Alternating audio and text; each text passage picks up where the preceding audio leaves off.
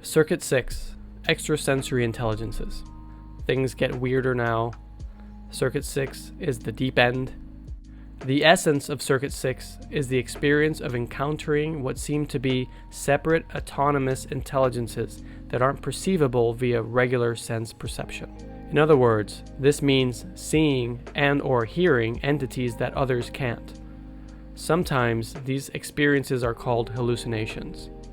A hallucination is defined as an experience that seems sensory. It has an auditory or visual aspect to it, but the experience did not happen in the objective, external, physical world. When Circuit 6 is activated, these seemingly independent entities engage in some form of communication. This is certainly weird stuff, and we'll go through a lot of examples of these experiences. Robert Anton Wilson concluded that in order to properly understand and explore Circuit 6, one must put aside the question of whether these experiences are totally objective or real in any worldly sense. These experiences seem to be both inside of you and outside of you at the same time. This is the cover of a book by the controversial Dr. John C. Lilly, who I'll be discussing in detail later. For now, I want to mention his very appropriate name for these entities, intra-terrestrial. As exotic as Circuit 6 sounds, there are probably several Circuit 6 experiences you can relate to. This silly meme speaks to a deep truth about our experience of being a human being. As much as we'd like to say, I thought this, or this was my idea, this simply isn't how thought works. Thoughts aren't ours. Thoughts occur to us. They happen to us. This is why so many of us experience intrusive, annoying, compulsive thinking. We experience constant mind chatter that's not fully in our control. I'd say the voice in our head is itself a form of Circuit 6 experience. It's just we don't recognize it as such because it's been accepted as part of our story of me. It's been normalized in status quo society. We all have a thinking process going on inside of us, providing us thoughts that we don't consciously ask for. This happens all the time. Dreams. What are they? No one is exactly sure, although there are plenty of scientific theories. I'm more interested in looking at dreams subjectively from our first-person experience. Dreams are something like immersive virtual reality experiences. These experiences seem to happen in a state of existence that is very different from waking life. When dreaming, we seem to step out of regular time and space, and we are transported into an experience that is not quite under our control. In dreams, we interact with entities, which are often representations of people that we know, and sometimes there are people that we've never met in waking life. These entities seem perfectly real during the experience. They operate like independent actors, often saying and doing unexpected things. From a personal, subjective point of view, you have to consider the fact that you most often have no conscious control over what is happening in the dream and what these entities are doing or saying. If you can't control them, can you really say they're just your imagination or just a part of you? Sigmund Freud and Jung, his close collaborator for many years, both pointed to dreams as being an extremely important form of communication. They can often provide the dreamer with a powerful symbolic message. Both of these founding fathers of modern psychology saw the dream as an essential entry point to understanding the human mind. Prophets, mystics, and religious seers from almost every religion and culture that we know of point to the importance of dreams. The Talmud, a central Jewish text, says that a dream uninterpreted is like a letter unopened. The Christian Bible references over a dozen dreams and visions. There's also the mythical Chinese Taoist sage, Zhuangzi, who had a dream of a very vivid experience of being a butterfly. After he awoke, he was never sure if he was a man dreaming he was a butterfly, or a butterfly dreaming he was a man. Also related to dreaming is the subject of daydreams. I don't have much to say about daydreams except that I found they seem to also occur without conscious volition. Sometimes I'm in the middle of doing something or saying something and suddenly a memory or an imagined scenario arises in my awareness. I didn't ask for that, it just sort of happened. C.G. Jung would likely argue that these involuntary fantasies convey some deeper meaning if explored properly. As with many topics I'm covering in this talk, a well-researched lecture on dreams could be days long, so I'll move on. Hypnagogia is the experience of a transitional state between wakefulness and sleep. The opposite transitional state from sleep into wakefulness is officially called hypnopompia, but hypnagogia is regularly used in a general sense to apply to both, so that's the term that I'll use. Hypnagogia has been recognized as an important aspect of human experience for thousands of years. Early references to hypnagogia are to be found in writings of some Greek thinkers like Aristotle. In hypnagogic states, sights and sounds are experienced. They seem real yet ethereal. Some people listen to hypnagogic messages and visions for tidbits of wisdom. You can even Google techniques for hypnagogic problem solving.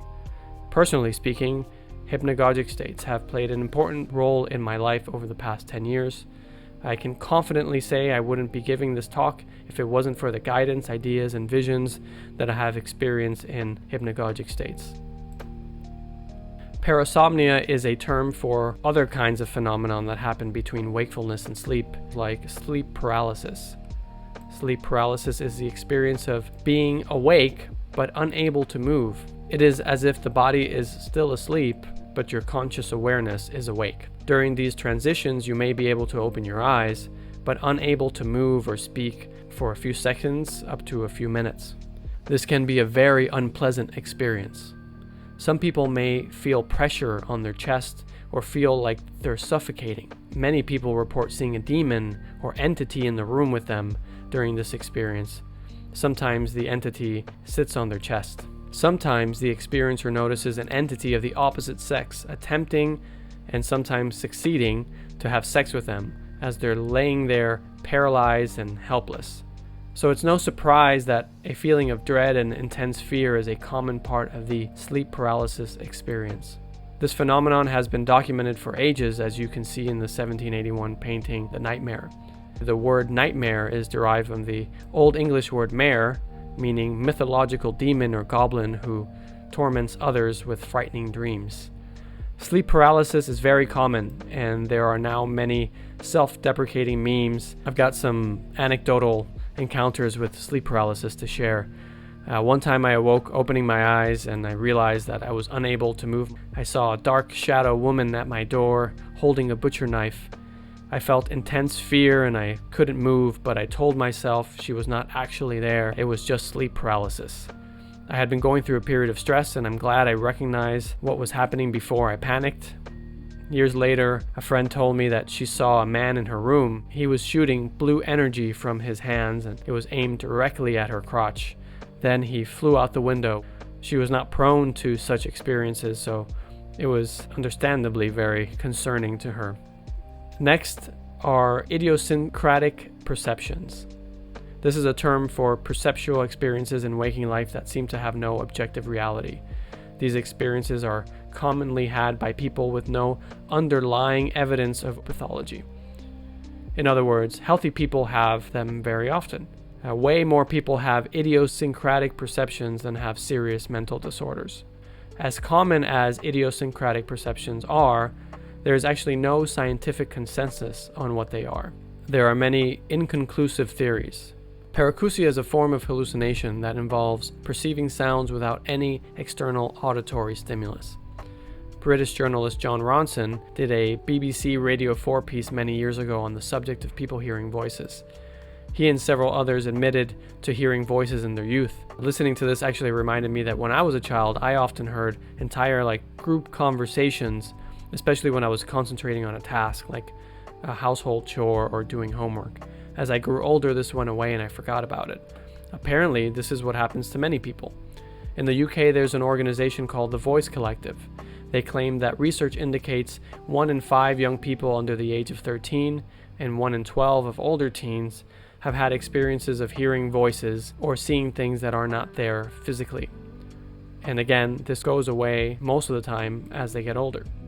There is the well-known phenomenon of children having imaginary friends or conversing with people that no one else can see. Other common forms of auditory hallucinations are those that happen in combat situations. High-altitude climbers also experience them, and so do those in solitary confinement. Apparently, if you're suffering from severe sleep deprivation, hallucinations in general are pretty much guaranteed. And this experience is considered less concerning than it was in previous decades.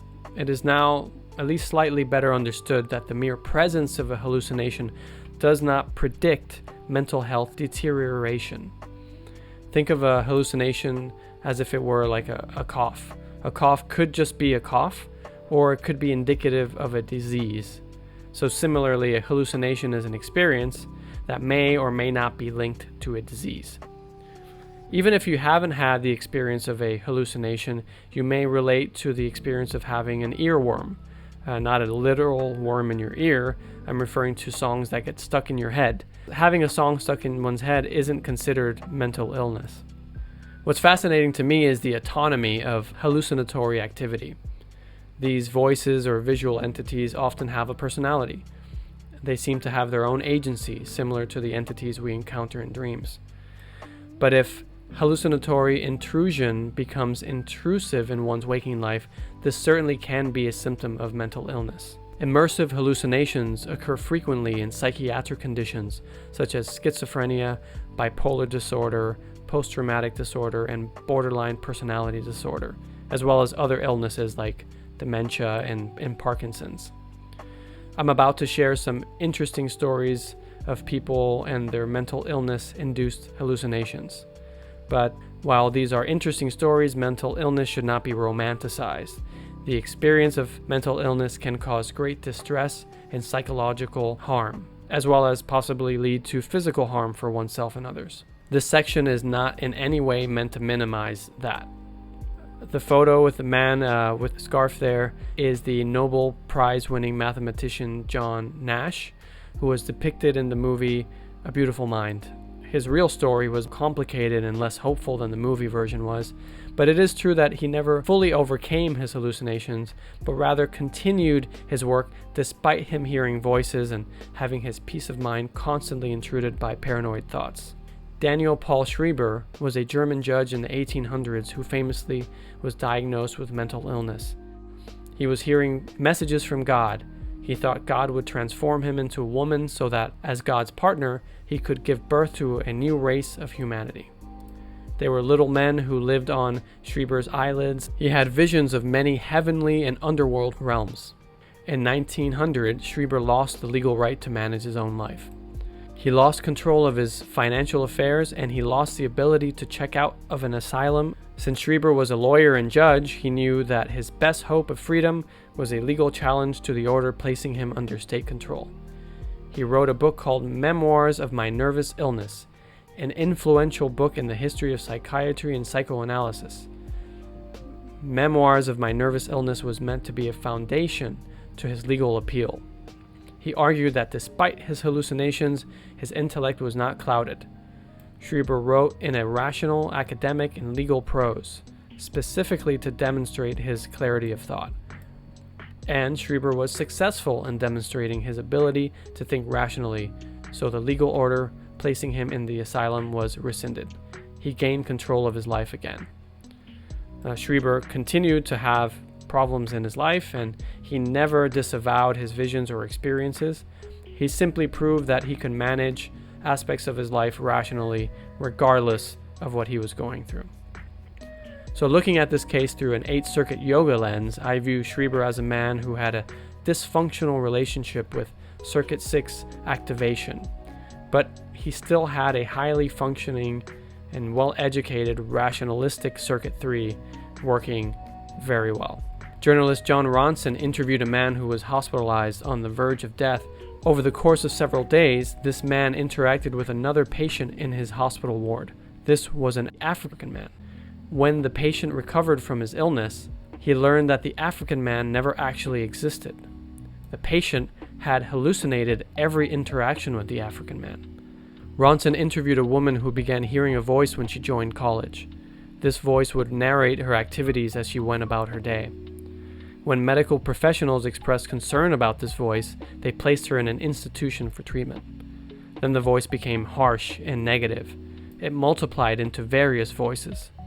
After years of traditional treatment and the worsening of her condition, she thought she'd never live a normal life again. Then she joined a program that took a different approach to treatment. This program taught her to make peace with her voices. At the time of the interview, the voices had become friendly and helpful. She stated that even after her difficult journey, she would not want to get rid of them. It's commonly understood that hallucinatory voices tend to be nastier in Western countries due to the experiencer's resistance to them. Beloved and influential mythologist Joseph Campbell told the story of a Native American tribe and how they handled the powerful schizophrenic visions of a young man in the tribe. The tribe acted out the schizophrenic's vision out of respect and to appease nature. This act apparently facilitated the young man's healing. Sometimes a Circuit 6 experience is subtle. It's not always as obvious as hearing a voice or seeing someone who isn't physically there. Many traditions speak of seeing an inner light or hearing musical pieces or seeing quick flashes of mental imagery. And going back to the theme of higher circuit art, Circuit 5 art is clearly inspired by the heart and inspires the heart. When Circuit 6 is activated, the experiencer gets the sense that the inspiration for the art comes from somewhere else.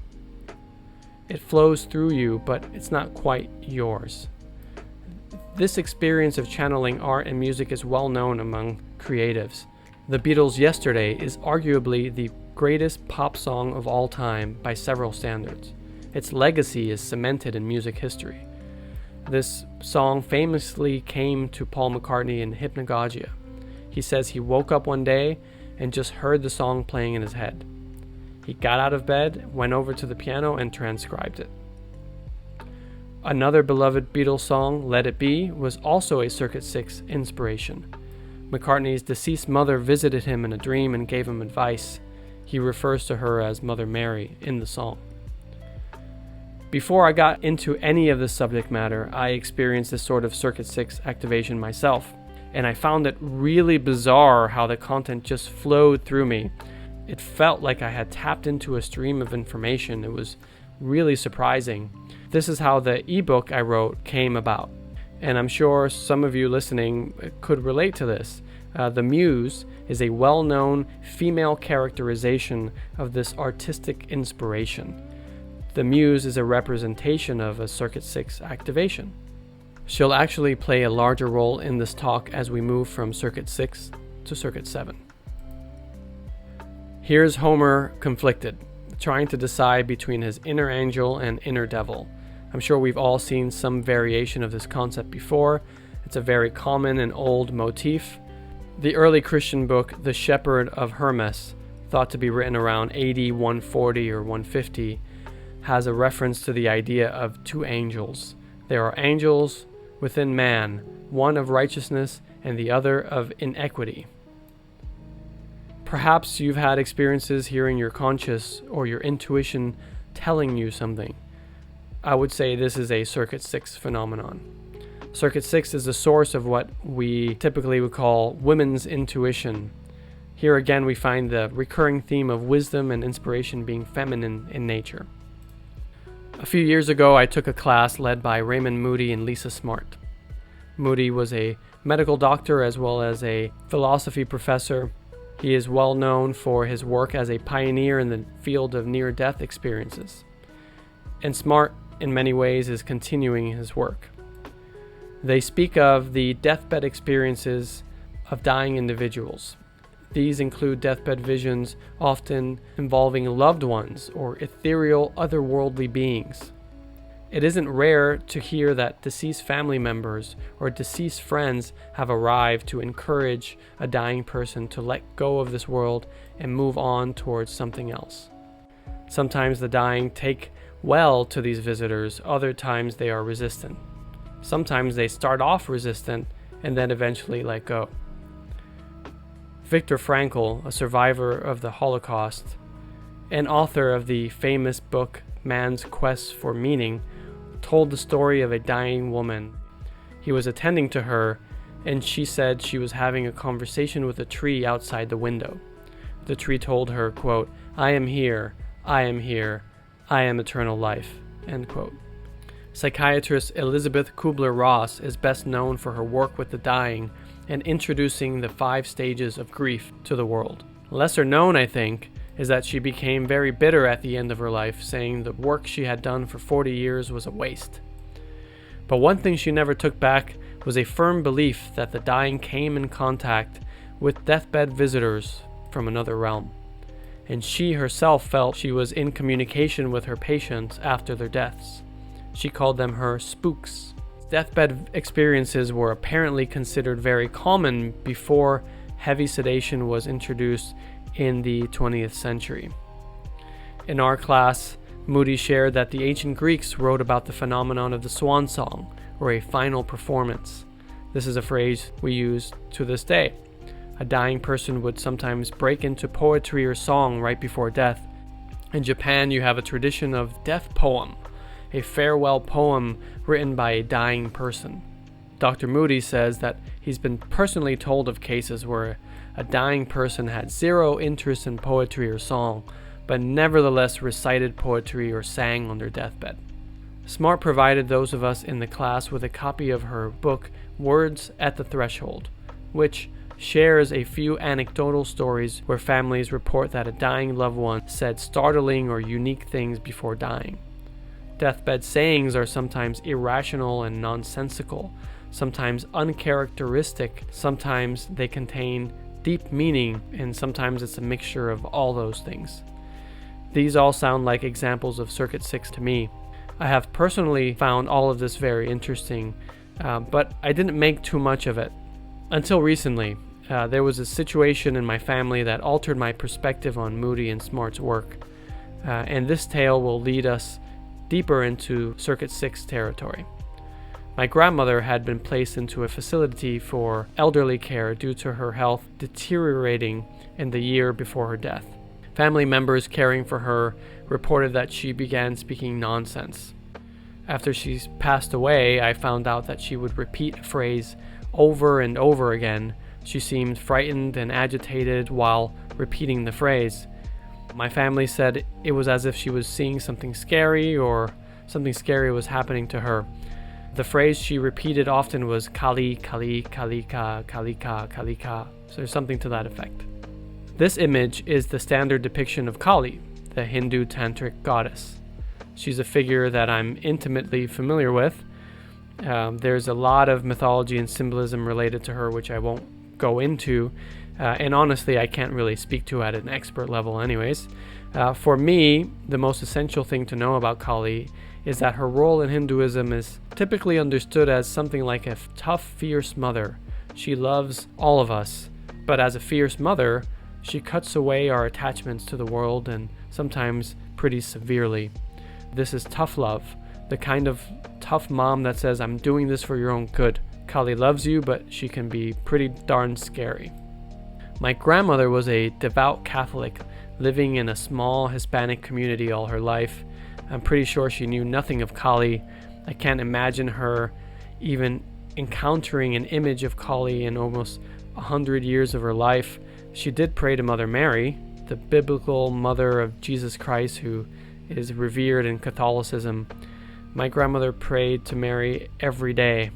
One could say Mother Mary was the central figure in her life. Apparently this started when she was in her 30s. My grandmother was hospitalized at the time, I believe with tuberculosis, and spent a lot of time in the hospital. One night she said she had a vision of Mother Mary, who kissed her on the forehead. Shortly after, she was cured and released from the hospital. So my grandmother credited her healing to the Mother Mary. So twice in her life, my grandmother was facing declining health and has an experience that points to or is related to a powerful goddess figure. My grandmother's experiences, I think, were Circuit 6 experiences. And these experiences lead us right into discussion of C.G. Jung's archetypes.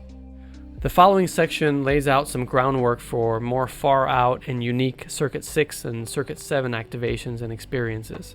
So please bear with me, since the following will be somewhat academic in nature, maybe even more so than anything I've covered before in this talk.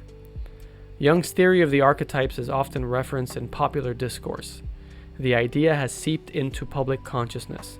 You'll hear mention of archetypes in writing, storytelling, and media circles. Archetypes are often said to be meaningful symbols with ancient origins. These are symbols that many people can relate to. They carry a lot of meaning in a simple package. But archetypes are commonly misunderstood. The true concept behind Jung's theory of archetypes, at least as I understand it, isn't really exactly easy to digest, and definitely is not easy to describe in a brief fashion. But I'll give it a try because I have an ally in doing so, and that is Marie-Louise von Franz, pictured here. She was C.G. Jung's closest collaborator, and I think Jung, as remarkable as he was, as much as a genius as I think he was, I found his writing just very difficult for me to read through and comprehend clearly. But her writing I can read for days. She organizes and explains key concepts and themes from Jung's work in a way that I can understand, but still feel like she hasn't really dumbed it down. Maybe she did, but it's just much clearer for me. So I'll now attempt to describe the basic outlines of Jung's theory of the archetypes with her help, and also the help of a more contemporary figure. It's common to hear someone say that figures like medieval knights, sheriff cowboys, Star Wars Jedis, Zulu warriors, and Japanese samurais are archetypes. Recently, I saw a BuzzFeed-like article on a psychology website offering a quiz to find out which archetype are you. This is a terribly incorrect understanding of Jung's theory of archetypes. These figures are archetypal symbolic representations. They're not actual archetypes. Now, this sounds like I'm being nitpicky, but this distinction is incredibly important to the discussion of Circuit 6 and Circuit 7. The best simple explanation of Jung's archetypes borrows heavily from writer-comedian Dan Harmon, co-creator of Rick and Morty. He wrote a story about it in a blog series called Story Structure. It goes something like this. Your mind is like a house. The part of the house that is above ground represents your conscious mind. These are the thoughts that you are aware of, your perception of yourself, and your perception of the world around you. This is where you live most of your waking life. It's the normal life of a human being. This is where you're most comfortable. There is also an aspect of the human mind that one isn't aware of, and this is called the unconscious. The unconscious mind is the basement, the underground portion of the house. You're not totally sure what's down there. It's dark and a little scary, and you don't want to deal with whatever's down there unless you have to. In the unconscious basement, there's a lot of activity happening that you aren't normally aware of. You have things like automated processes that run the body, hidden thought patterns, repressed emotions, repressed fantasies. The unconscious basement has a particular design and layout. These patterns are the archetypes. The archetypes are areas within the unconscious basement that carry a particular psychological power. Even though they're located in the dark unconscious basement, the archetypes pull our conscious attention to them. Archetypes are incredibly influential in our waking conscious life, but we're not usually noticing the fact that they're influencing our conscious awareness.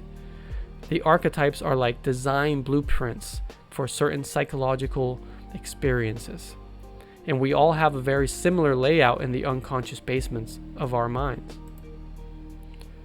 Because the unconscious is, well, unconscious, we can only experience the archetypes via symbolic representations of them upstairs in our conscious house. Each archetype is represented by a specific sort of symbolic image or mythological idea. It's kind of like this popular children's toy, where only certain shapes fit a pattern. Similarly, only specific kinds of conscious images up in the house are a good match for a specific archetypal pattern within the unconscious, down in the basement. When we encounter an archetype, it is via symbolic representations of that archetype, We never have a pure 100% direct experience of the archetypes. We encounter symbolic representations of the archetypes all the time. The most obvious encounters of archetypes are in art, regardless of the medium. The most obvious of the obvious encounters are in narrative media like books, films, television shows, and comic books. Jung argued that our dreams and daydreams are often filled with archetypal imagery. This is one thing he looked for when conducting dream analysis with his patients. Most of the archetypal symbolic representations we know are introduced to us from our culture as we grow up. Some representations have been in use by large groups of people for thousands and thousands of years. The American Wild West cowboy, the Star Wars Jedi, the medieval knight, the Zulu warrior, the samurai warrior, those are all cultural representations of an archetype that pretty much all humans can recognize. This is the archetype of the hero. And I'll repeat, these symbolic figures are not archetypes themselves, they're representations of an archetype. An archetype is full of psychological meaning and power to a human being's first-person experience. This is the case for all of us, regardless of our cultural upbringing. The archetypes will find some sort of representation in one's cultural upbringing to use to represent itself. It seems to me, and this is conjecture on my part, that my grandmother had at least 2 emotionally charged archetypal experiences when she was very ill. The frail state of her body led her awareness closer to her unconscious basement mind. And as she approached, she encountered the archetype of the Great Mother Goddess, which expressed itself in 2 different symbolic representations. One was Mary, Mother of Jesus, Queen of Heaven, which she learned about as a devout Roman Catholic, but the other seems to have been Kali, which probably she didn't learn about from anyone. It was certainly not part of her culture. This is where Jung's theory of the collective unconscious kicks in. Jung thought all of our basements were connected somehow, creating a collective unconscious. Dan Harmon's house metaphor says this could be thought of as a system of pipes connecting all of our mind houses. We're not exactly sure how it works, but these connections are buried deep inside, and somehow ancient archetypal representations that we've never consciously learned about show up in daydreams and dreams. Jung had countless examples of patients dreaming about deep esoteric symbols that they knew nothing about in their waking lives. And this has personally happened to me, so I can attest to how strange that can feel. So what are the archetypes? Like, stripped of their symbolic imagery, what are they? No one knows. Jung at times speculated that archetypes are somehow part of one's genetic makeup, perhaps inherited from generation to generation through DNA. In a way, archetypes could be understood as the software that comes pre-installed in a new computer's operating system. These are pre-installed applications in our nervous system that cannot be deleted. They are part of the code that makes the whole human system run in the first place. Each of us has all of the archetypes pre-installed within us. And von Franz's take is that the archetypes can't ever really be studied via objective scientific methods, because any scientist attempting to study the archetypes is themselves subject to the influence of unconscious archetypes. So there is zero objectivity possible. As Alan Watts would say, this is kind of like a knife's edge not being able to cut itself, or a tooth that can't bite itself. Jung said that the archetypes always remain in the dark basement. They are never fully understood. Instead, it's better to try to understand and relate to the archetypes via their symbolic systems and representations. And we can attempt to understand whatever information we can get from them. Here are some examples of classic archetypal imagery and symbolism. You see this imagery and themes in art throughout all of recorded human history.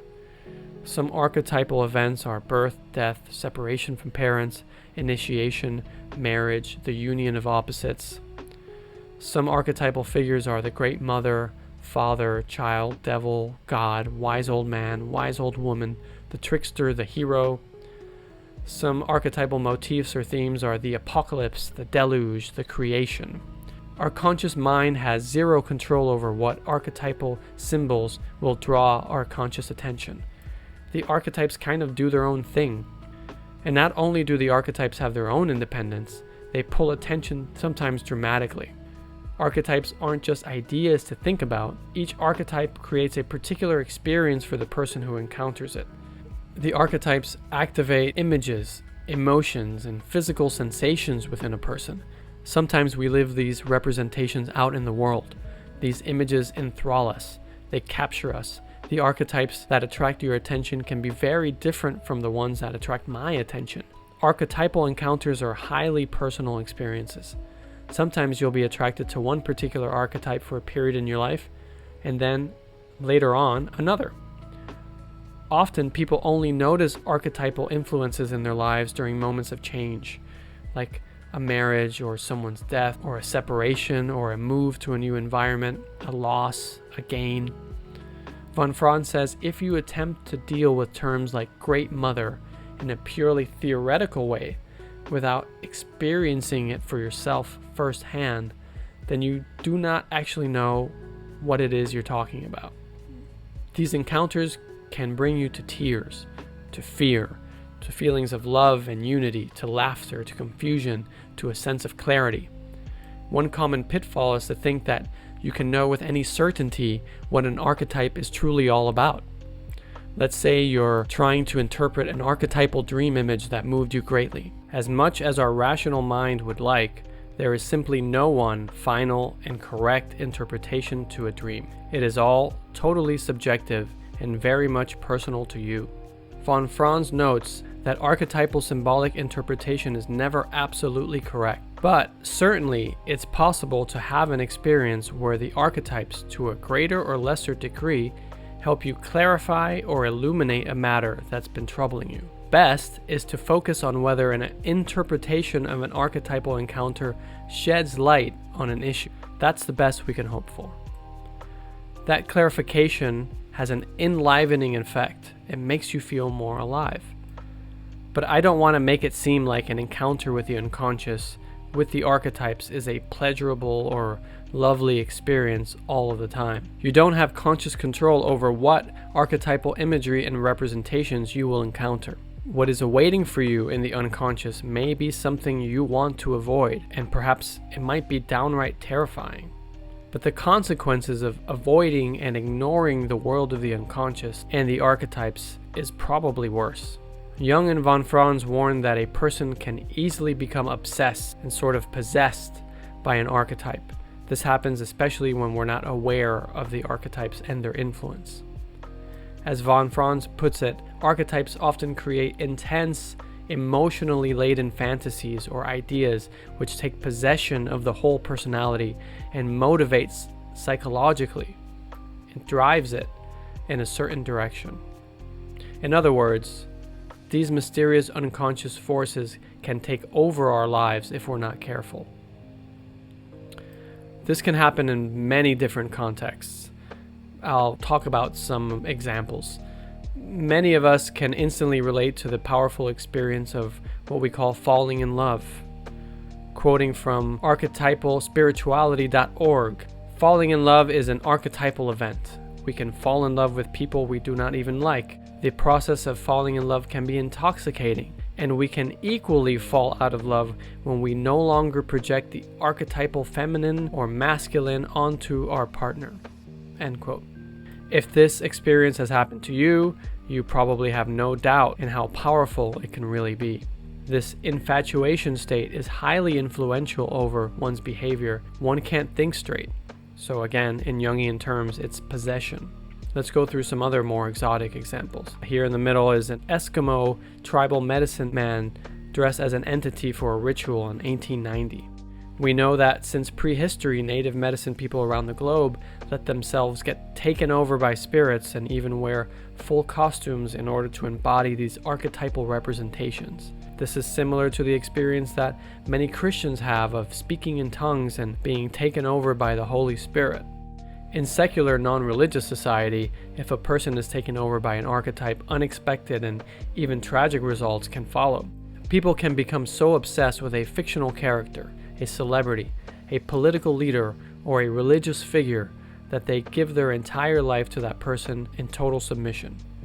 There are countless examples of this, but here are some interesting examples to drive the point home. Herbert Chavez has had 16 years worth of nose jobs, skin whitening, liposuction, jaw realignment, pec implants, and abdominal implants to become a real-life Clark Kent. Anthony Lafredo has transformed himself into a creature through various medical procedures. He's covered his body with tattoos and piercings. In Japan, there's the phenomenon of idol worship. This is a subculture where adult men become totally obsessed with young female performers that are worshipped as if they were religious deities. Some of these men abandon all responsibilities to focus on their idol worship. This is an extreme and more disturbing version of a phenomenon that many of us are now familiar with: popular culture fandom. A pretty obvious example of this is Star Wars. George Lucas, the creator of Star Wars, consciously used archetypal representations when crafting his characters and his stories. Many believe this is why Star Wars has been so powerfully influential around the globe. On the top right here is a popular YouTuber who recently broke down into tears when he saw the return of a key character that he says meant the world to him. And he's not alone. I probably watched 20 videos with people breaking down in that same way. Millions of people wear Star Wars clothing and own Star Wars products, including many who treat the characters like religious icons.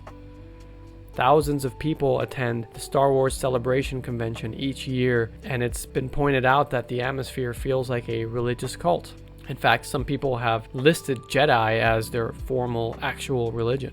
Taking the phenomenon of group possession in a more ominous direction, one of Jung's strongest warnings was against group possession, particularly in the political sphere. This is a crowd on the bottom right of German Nazis. The consequences can be utterly horrific as they were in the Holocaust. Jung said that Hitler was the, quote, unconscious of 78 million Germans, end quote. This man represented an archetypal hero figure to millions of people, and he tapped into their inner desires to make real his and their hero story. They wanted to create an archetypal heaven on earth and needed to behave in atrocious ways in order to accomplish this vision. There have been many men like this before and since Hitler, and I think Jung was right. Possession is a danger to all of humanity. Since I've laid out some groundwork and things have gotten pretty serious, I want to have a little fun and go back to the subject of making contact with extrasensory intelligences. Starting on the left, you have an image from the classic film Harvey starring Jimmy Stewart. In the film, a large magical rabbit appears and communicates with the lead character. Robert Anton Wilson was really surprised by this film when it came on TV in Ireland, where he lived for several years. It's a long story, which he tells in his book Cosmic Trigger, but I can say there were several meaningful correspondences between his personal life and this film. For a period of time, he believed he was in contact with some extrasensory intelligence.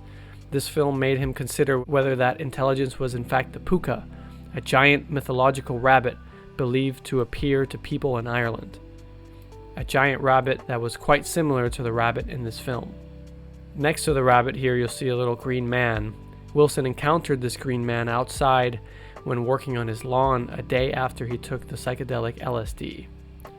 This is Mescalito, a vegetation spirit talked about by some Native American tribes. Encountering such entities is not uncommon for psychedelic users. Above here in the tree is Eddie Linehan. Eddie documents and tells Irish fairy stories. These aren't fairies like Disney's Tinkerbell. Classic Irish fairies are dangerous, supernatural beings. It's best not to mess with them. To this day, locals stay clear of fairy forts to avoid misfortune. These entities will supposedly abduct you and will enchant you or both. Next to Eddie, you have a depiction of gnomes. A friend of mine, a rather worldly guy and not a believer in esoteric things, took the psychedelic psilocybin once and was surprised to see little gnomes that look like Smurfs frolicking in the park. It turns out that gnomes are encountered quite often by people during outdoor psychedelic trips.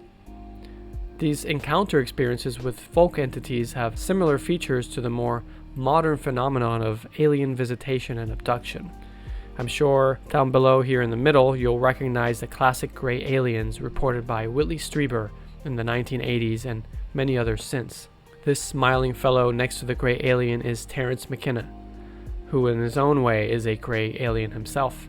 Online, he's a well-known psychedelic and hippie cultural icon. He's popularized the use of the powerful psychedelic drug DMT, and he reported encounters with elves and other intelligent beings. He often would engage in days-long psychedelic trips where he'd enter discussions with disembodied intelligences about the nature of reality. He inspired many to follow in his footsteps and have their own encounters with Circuit 6 entities. Further to the top right is John C. Lilly, who I first mentioned at the beginning of Circuit 6. He was the guy who coined the term intra-terrestrial beings. He was the inventor and popularizer of the sensory deprivation float tank. This is a tank in which you float in body temperature salt water in near total darkness and silence. The idea is to feel like you have no body and are floating in space. These tanks can be found in most major cities, usually in spa-like relaxation centers. Lilly's purpose for using them was pretty far from spa-like relaxation. He would float for hours and hours on end, often high on strong hallucinogenic drugs, initially LSD and then ketamine, which he'd come to have an addictive and harmful relationship to. Lilly in many ways lost his mind in that tank, but boy did he write some fascinating books based on what he learned in there. He attempted to categorize different states of beings he encountered in the tank, and he documented communication with intra-terrestrial and extraterrestrial intelligences in a fairly methodical fashion. Unfortunately, despite the attempt at science, Lilly's work never came to much more than the eccentric ravings of a very intelligent drug addict. And at the bottom right corner, you have author Philip K. Dick. This is a cover for his book, Valis. PKD, as some like to call him, is now known as the most influential writer of science fiction in the past half-century. There is no doubt about it, the man was brilliant in many ways, but he was also a man with massive personal demons. PKD was an artist who stated that his writing was channeled from somewhere else. He lived with a very active C5 and C6, seeing deep, meaningful coincidences, symbolic relationships and themes in his daily life.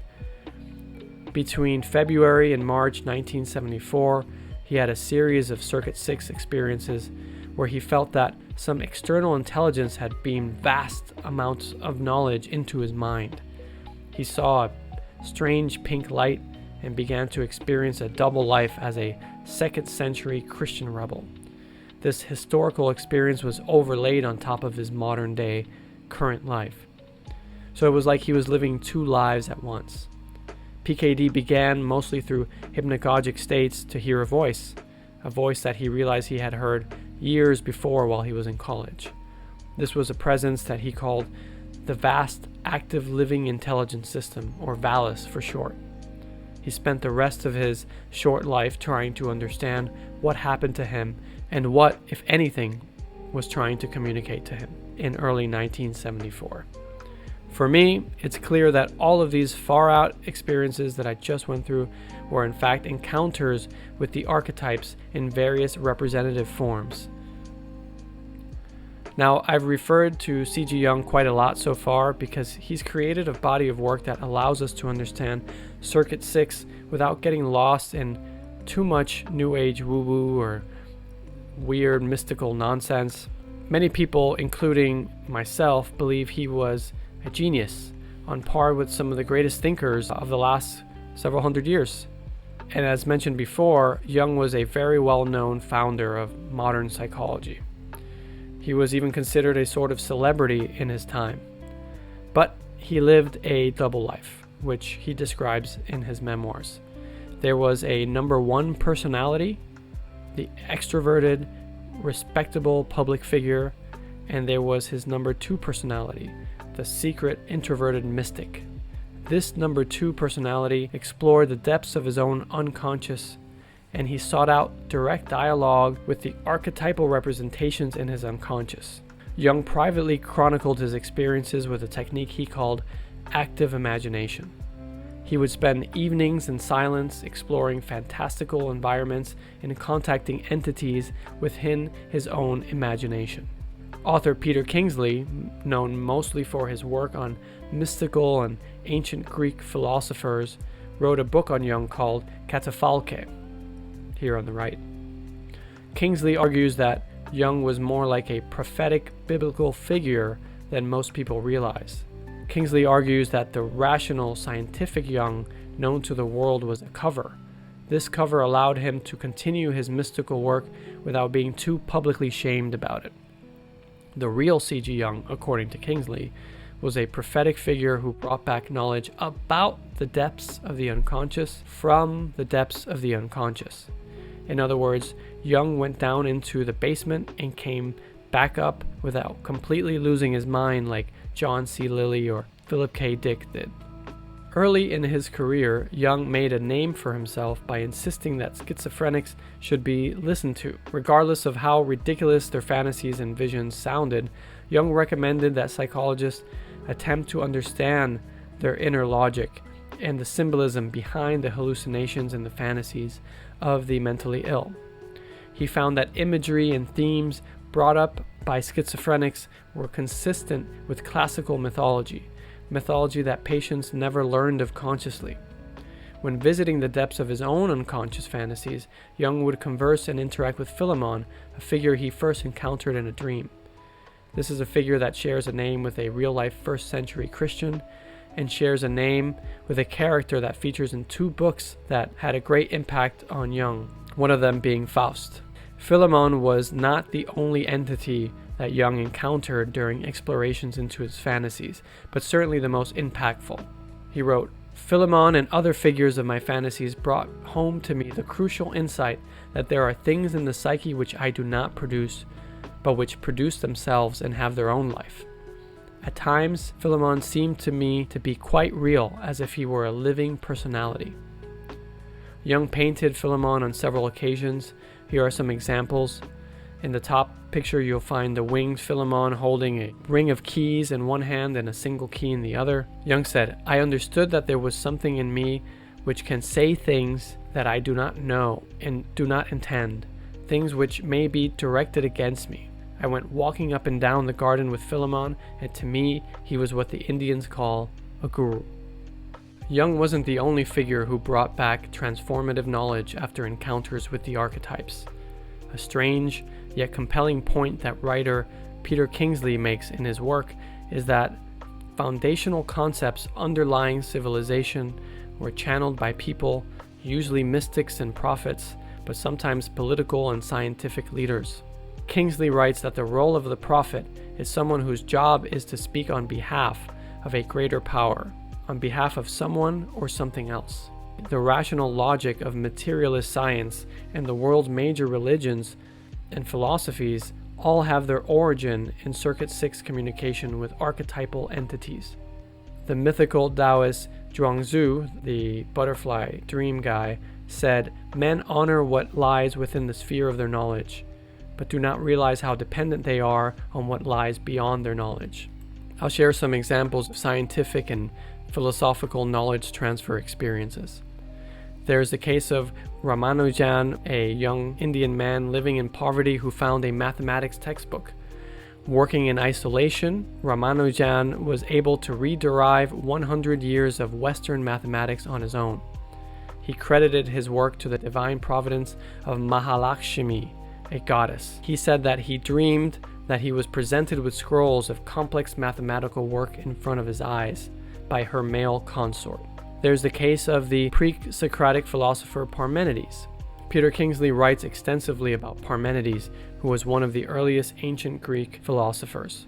He is known as the father of metaphysics and arguably the father of Western logic, since he is the first in the historical record to use deductive arguments to justify his claims. Parmenides wrote that he received these ideas from meeting a goddess during a visit to the underworld. There's the case of Pascal. Pascal was a prodigy who is considered a founder of modern mathematical theory. He also made notable contributions to the fields of physics, theology, and philosophy. Pascal had a powerful vision one night. He wrote about his experience and kept the account in his vest pocket for the rest of his life. This was discovered by others after his death. It read, "From about 10:30 at night until past midnight, God of Abraham, God of Isaac, God of Jacob, not of the philosophers and of the learned, certitude, feeling, joy, peace, God of Jesus Christ, righteous Father, the world has not known you, but I have known you. Joy, tears of joy." End quote. After this experience, Pascal became strongly religious. He went on to scribe the Pensies, an influential philosophical and religious document. And finally, there's the case of René Descartes. Descartes has often been called the father of modern philosophy. He's the man who gave us the famous words, "I think, therefore I am." On the night of November 10th, 1619, he had 3 dreams which changed the course of his life and Western history. In the third dream, a stranger told him a poem and he was presented with 2 books. The stranger disappeared and Descartes concluded he was a messenger from God. After this experience, he came to believe that the dreams were telling him that the pursuit of reason and truth were his destiny. As shown with Pascal, Circuit 6 activations happen within a religious context. And often the details of strong Circuit 6 activations are hard to separate from religious overtones. On the left is an African medicine man. Native medicine people are the first religious figures in the historical record. The role of medicine person can still be found in native cultures around the globe. They conduct rituals to enter altered states of awareness that they call spirit realms. These rituals are mostly comprised of music, dancing, and straining the body and physically through fasting and other methods. Some medicine people use psychedelic plant medicines, but some don't. Native medicine people around the globe often report that they encounter entities in these spirit realms.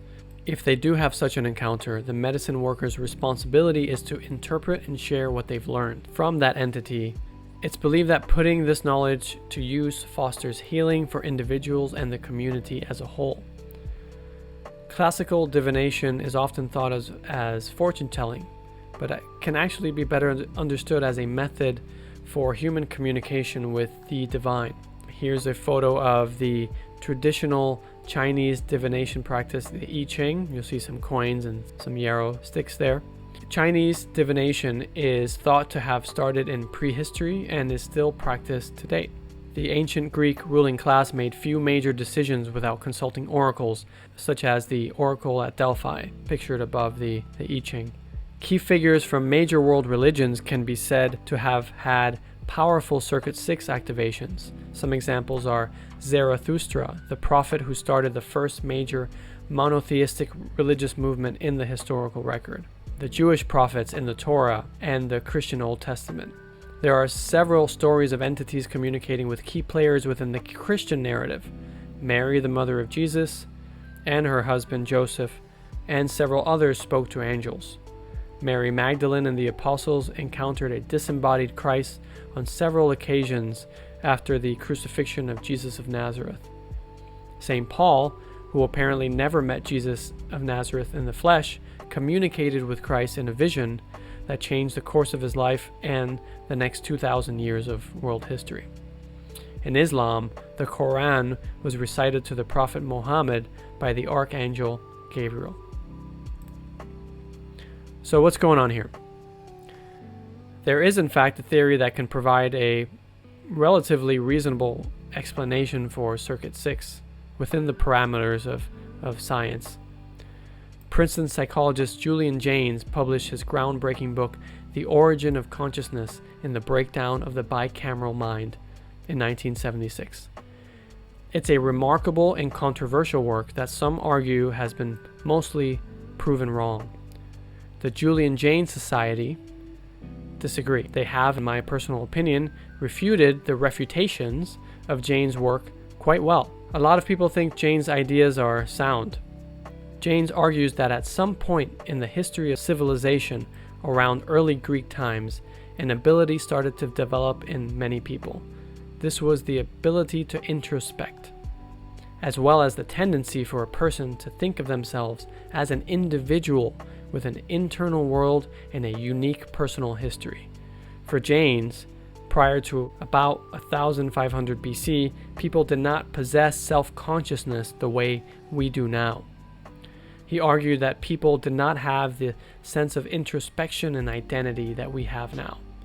The Circuit 3 story of me that we all take for granted wasn't activated in most people. Their motivation for acting in the world wasn't a story of me in their mind, or a sense of personal history, or a potential future for themselves and others. Instead, they lived their lives with what Jaynes called a bicameral mind. The motivation for action in the world was obeying auditory hallucinations like those of modern-day schizophrenics, and some of the examples I discussed earlier in this section. People back then, according to Jaynes, based their actions on what the voices would tell them to do. And these voices had the authority of divinity, which is an experience that modern-day schizophrenics are very familiar with. So a child back then would have a helpful imaginary friend who would grow up with them, eventually turning into their own personal gods. These personal gods ordered people to act, often through these hallucinations or sometimes through priests or kings. Jaynes' theory was that the hallucinatory voices were often of those who died recently, especially people who had social authority, like recently deceased kings or priests. For Jaynes, this was the basis of divine king worship that was prevalent in the world at the time. Now, this could sound pretty ridiculous. How could people who achieved amazing things like the Sumerian civilization and the early Egyptian empires do so without self-consciousness? Well, Jaynes says that for the most part, such minds would actually live their day-to-day lives in a fairly straightforward way, not too different from how we live. They react to their environment, they problem solve through the day, but when something unexpected happened, something stressful, instead of experiencing a period of introspection, self-reflective thoughts, and deliberation like we do, the person would simply receive a command hallucination instructing them on how to act, and they obeyed because these hallucinations seemed divine and powerful. Sometime around 1500 BC, Jaynes said, cities started becoming so large and diverse that introspection, individual identity, and the story of me became essential tools for navigating social structures. For a long period of time, some people would still hear voices, and they were appreciated. These were the prophets, the oracles, the inspired poets of antiquity. But over time, that trait became less valuable, and thus less and less appreciated by most people. There is actually some real science behind Jaynes' ideas. Here's a diagram of the brain. As you can see, there is a left hemisphere and a right hemisphere. This is called brain lateralization. Generally speaking, the right hemisphere is responsible for the motor and visual functions of the left side of the body, and the left hemisphere of the brain is responsible for the motor and visual functions of the right side of the body. There are also specialized areas in each hemisphere that oversee specific functions in the body. There are many misconceptions about brain lateralization. There's a popular idea that the left hemisphere is only responsible for processing logic, facts, speech, and rational thinking, and that the right hemisphere is only responsible for processing creativity, music, art, and abstract thinking.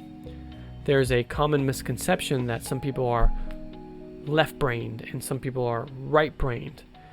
This is not a black and white matter, it's a gray matter. Yet, there is undoubtedly some hemisphere specialization. It's just important to note that hemispheres do work together, and the way they work together can function different in different people. For example, language and speech processing areas in the brain are confined to the left hemisphere for 90% of the population that is right-handed, and most of the population on the globe is right-handed. But language and speech processing areas is much more bilateral, or even right lateralized in approximately 50% of left-handers. The two hemispheres are connected by bundles of fibers called commissures, of which the larger is the corpus callosum. This is an image of the corpus callosum. Information from each hemisphere is transferred to the other so that there can be coordination between the two hemispheres. When this is cut, and it has been in experiments, which is gross, the left brain and the right brain were observed to operate very independently. They even seemed to react to each other as if they were two partners in one body. It was observed that the right hemisphere can elicit behaviors without the left hemisphere being aware. Here's a diagram of the brain from the front view as opposed to the top down like the previous images. Hallucinations, Jaynes suggests, are produced by the normally silent right hemisphere of the brain. The theory goes that the right hemisphere sends communication signals to the left hemisphere. The left hemisphere receives these communication signals and processes the signals as coming from an independent entity. Because, as I just mentioned, in some ways, the usually silent right brain is in fact an independent entity in some respects. And this aspect of Jaynes' theory is now backed up by neuroscience. Neurosurgeon Wilder Penfield electrically stimulated right hemispheres of patients that were kept awake during brain surgery. The brain does not feel pain, which allowed the patients to report their experiences consciously to researchers. When Penfield stimulated the right hemispheres of these patients, they reported hallucinations. These hallucinations tended to be authoritative voices, sometimes of people unknown to the patients, sometimes of people known to the patients, often a dead relative or friend. The hallucinations were consistently understood to be someone other than the patient. The voices could criticize, advise, or command the patient. Sometimes voices were accompanied by music, chanting, or singing. Other studies have shown that brainwave recordings of schizophrenics showed that there is a lot more right hemisphere activity than in non-schizophrenics. In 1999, research showed that the right hemispheres of schizophrenics would increase glucose use during hallucinations. And lastly, there is evidence from an autopsy study of a small number of long-term schizophrenics showing that their corpus callosum was significantly thicker than in normal people, suggesting that the left hemisphere of these schizophrenics had access to more right hemisphere signals than in non-schizophrenics. All of that scientific evidence provides some backing to the fundamental workings of Jaynes' theory. This is a photo of him holding a brain, by the way, or a model of a brain. He thought that schizophrenics were individuals who were operating with a brain operating system that is not appropriate for modern society. It was the previous operating system used by our ancient ancestors. For Jaynes, the origin of religion, philosophy, and artistic inspiration lies in a form of communication from the right hemisphere to the left hemisphere of the brain, a form of communication that is not fully appreciated by modern-day society. Hallucinations, inspiration, creativity, as well as religious and mystical experiences are most probably produced in the silent speech areas of the right hemisphere of the brain. These signals are then sent over to the left hemisphere, and the left hemisphere translates these signals according to circuit 3 maps of the world. These are maps that we've learned throughout our life. This is why the same kind of experience can be understood in such radically different ways by different people. For Terence McKenna, it's a hyperdimensional machine elf. For Whitley Strieber, it's a gray alien. For the Irish, it's a fairy or a giant magical rabbit. And consider Paul McCartney, who I've mentioned a few times already. He's left-handed. Could it be that his right brain and left brain are communicating in a way unique from most modern-day people? Is this why he's created some of the most notable music in the past century? According to the Jaynes Society, some researchers speculate that Jung's concept of the unconscious may be equated with the right hemisphere. Jaynes said, quote, "The gods were organizations of the central nervous system and can be regarded as persons," end quote. It is plausible to suppose that archetypes are like the file format that the right brain uses to send these unique communication signals to the left brain. This would provide a scientific basis for how the archetypes are inherited from person to person. They're pre-installed in our right hemisphere like operating software. This would also provide a scientific basis for the collective unconscious. We all have the same or incredibly similar right hemisphere operating software. So even though our left brain programming is unique, the right brain programming is pretty standard throughout the species. I find this to be quite compelling, and it satisfies my Circuit 3 need to have some notion of a scientific or relatively rational, respectable theory about all of these strange experiences that people have with extrasensory intelligences. But none of this negates the first-person experience of the archetypes. Think of it this way. You can be given a set of instructions on how to bake a cake.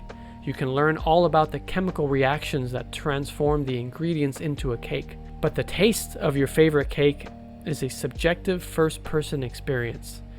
In the same way, the archetypes cannot be simply explained away by neuroscience. Because if you happen to come in contact with the representations firsthand, there is no doubting from a subjective first-person point of view that you're interacting with something that doesn't fit into our modern-day consensus view of the world. And that's what we're going to cover next. By the way, this is a painting of Jung encountering archetypal entities in the unconscious.